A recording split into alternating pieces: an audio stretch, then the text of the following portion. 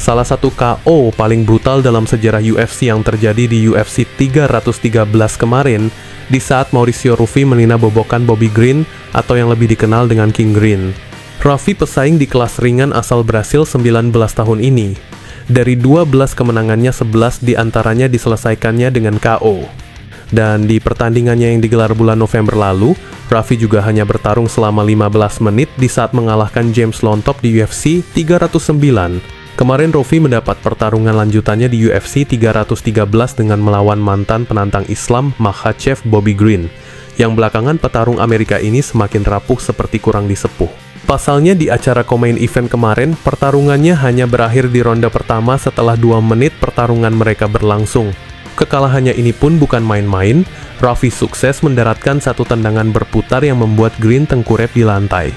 Bagi Green, kekalahannya ini menambah koleksi dengan 2 kekalahan beruntun setelah sebelumnya juga diselesaikan oleh Paddy Pimblett. Sementara bagi Ruffi, setelah kemenangannya ini dia dan timnya sangat berharap agar promosi mempertemukannya dengan Beneil Dariush. Ruffi beralasan dengan upayanya untuk mengalahkan Dariush akan semakin mendekatkan peluangnya kepada peluang gelar.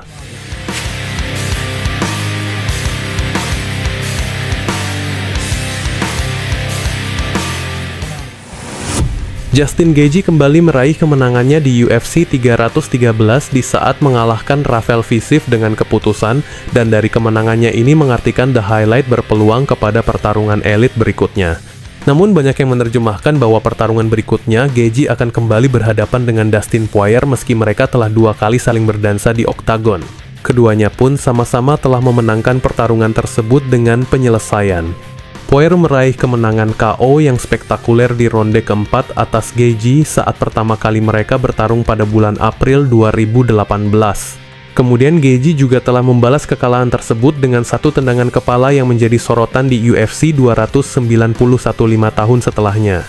Saat ini keduanya sedang berada di masa akhir karir mereka, dan itulah mengapa potensi dari mereka juga menjadi pembicaraan hangat sebagai penutup karir dari keduanya di dunia MMA. Namun setelah kemenangannya kemarin atas Fiziev, Gaethje memberikan bantahannya dari potensi trilogi tersebut dengan mengatakan, No, I've stated many times that I don't think either one of our families deserve that.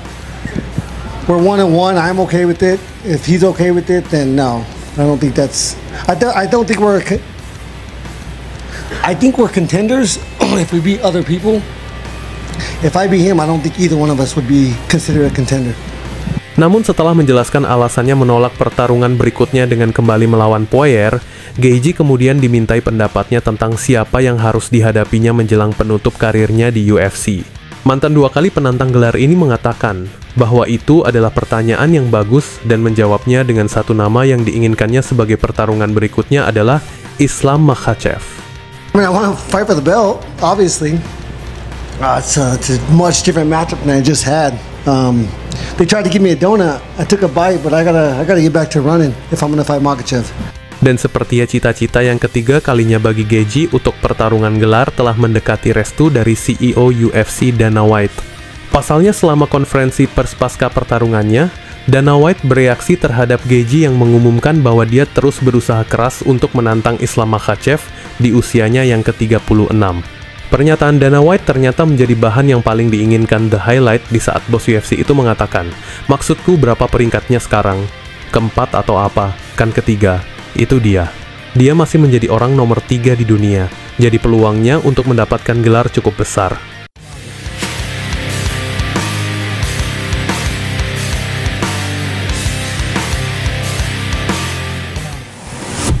Setelah Ankalaev berhasil merebut mahkota lightweight dari tangan Pereira, berkembang rumor terbaru bahwa pertarungan ulang di antara kedua petarung ini pun akan digelar untuk menentukan siapa sebenarnya yang benar-benar raja di kelas tersebut.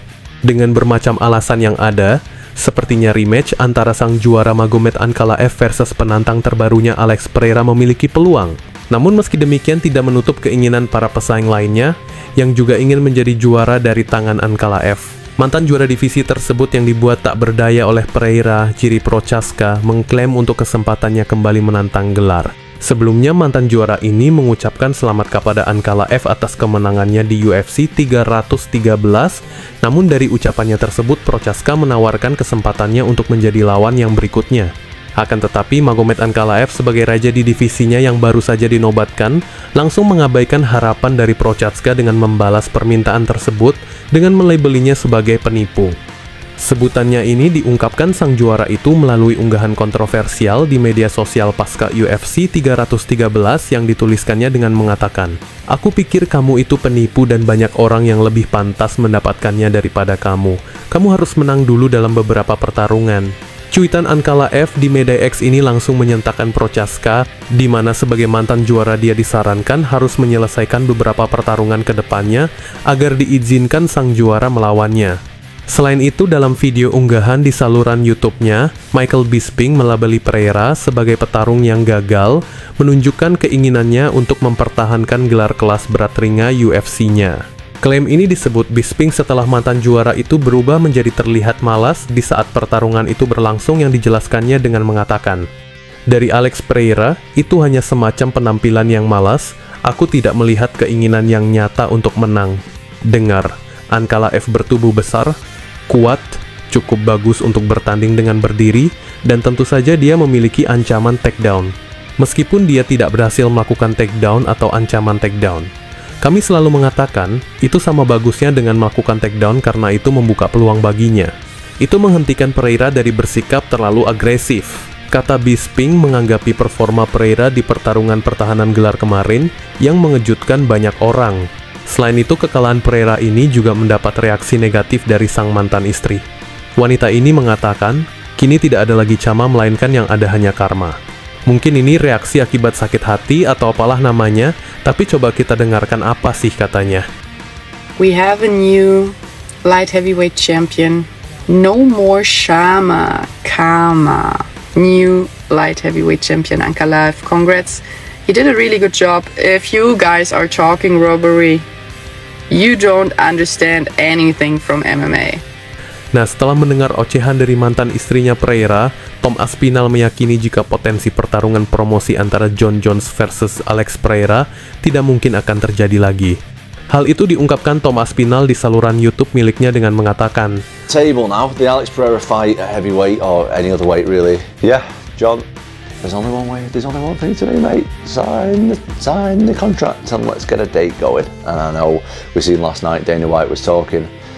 Everything is now done on John's side, and the UFC now have to find a date and a venue, a place, location. So we're waiting for that. We've got some good news coming soon. Ya, Dana White sendiri di acara konferensi persnya kemarin juga mengungkapkan bahwa pertarungan antara dua pemegang gelar di kelas berat itu benar-benar akan terlaksana. Namun hingga kini dan dari beberapa waktu sebelumnya, kata-kata yang sama masih juga terdengar dengan belum juga diketahuinya kapan dan di mana pertarungan di kelas berat itu akan terjadi. Disitulah kelemahan Dana White. CEO UFC ini tidak bisa mengikuti seperti yang dilakukan dua hari besar umat muslim. Ramadan dan Idul Fitri tidak pernah tidak mengetahui kapan tanggal untuk merayakan dan melaksanakannya meskipun hanya 1 tahun sekali. Jadi Dana White ini sebenarnya masih lebih suka omon-omon daripada buah lemon. Wassalamualaikum warahmatullahi wabarakatuh.